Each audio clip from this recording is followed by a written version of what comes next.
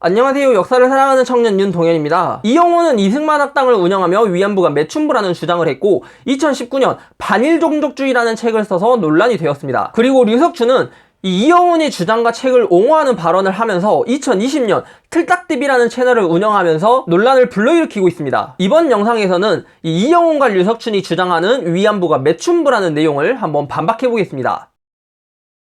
이영훈과 류석춘이 위안부가 매춘부라고 말하는 핵심은 바로 자발성입니다. 이 자발성을 설명하기 위해서 다음의 논리를 펼치는데요. 첫 번째는 위안부와 매춘부를 비교합니다. 예를 들어서 위안부나 매춘부가 그런 일을 한 이유는 돈이 없고 집안 사정이 어려워서라는 것입니다. 가정 형편이 넉넉했으면 그렇게 하지 않았을 것이라는 말입니다. 또 일반화 논리를 피하기 위해서 이런 말도 합니다. 위안부들이 모두 자발적으로 간 것은 아니다. 자의 반 타의 반이었다. 매춘부들이 하는 이유도 돈을 벌거나 욕구가 있거나 이유가 다양하다라는 것입니다. 두 번째는 전체 내용 중에 일부만을 이야기합니다. 예를 들어 위안부 피해자들의 증언 중에 일본에 가고 싶다, 나라에 도움이 되고 싶다라는 내용이 있다면 왜 일본에 가고 싶었는지, 그 도움이 되고 싶다는 나라가 일본인지 조선인지 말과 행동이 나온 맥락과 그 의도를 마음대로 해석하는 것입니다. 그런데 이 이영훈과 류석춘의 논리에는 문제가 있습니다. 피해자들의 강제 동원이 이루어지는 상황과 이 일본과 조선이 식민지배 관계라는 역사적 맥락을 이해하지 못하고 있습니다. 학교 선생님과 일본 순사가 위안부 피해자를 어떻게 유혹했고 일본의 식민지배가 왜 불법인지를 모르는 것입니다. 이것을 사회학에서는 헤게모니라고 하는데요.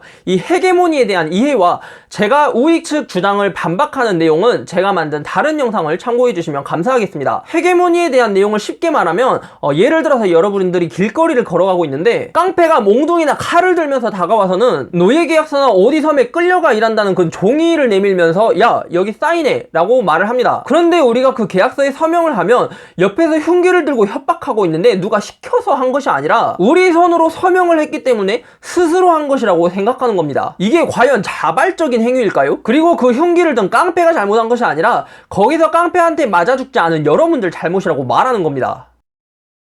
이영훈과 류석춘은 두 가지 문제가 있습니다. 첫 번째는 사고 능력이 부족합니다. 이영훈과 류석춘의 주장을 살펴보면 위안부 피해자들이 일본에 간 이유는 가난해서라는 말을 합니다. 그런데 어느 정도 고등교육을 받은 사람들이라면 가난이라고 하는 가정환경을 원인으로 들었을 때 왜 가난했을까라는 근본적인 질문으로 시작하면서 그 시대는 어떠했는지, 그 시대를 살았던 사람들은 무슨 생각을 했는지 사고를 확장시키는 능력을 갖고 있습니다. 그런데 이영훈과 류석춘은 그런 수준이 안 됩니다. 두 번째는 공감 능력이 없습니다. 이영훈과 류석춘은 상대방의 입장에서 생각할 줄 모릅니다. 예를 들어서 위안부가 매춘부다라는 주장을 했을 때 위안부 피해자들이 그 말을 어떻게 받아들일지 모르는 것입니다. 자신들이 하는 말이 맞고 틀리지 않은데 자신들이 갖고 있는 표현의 자유보다 상대방의 인권보다 중요하다고 생각하는 것입니다. 하지만 자신들이 그런 비슷한 욕설이나 의혹을 들었을 때는 모욕감을 느끼고 상대방을 맹렬히 비난합니다. 이영훈과 류석춘이 상대방을 좀 더 존중하고 배려할 줄 아는 사람이 되었으면 좋겠습니다.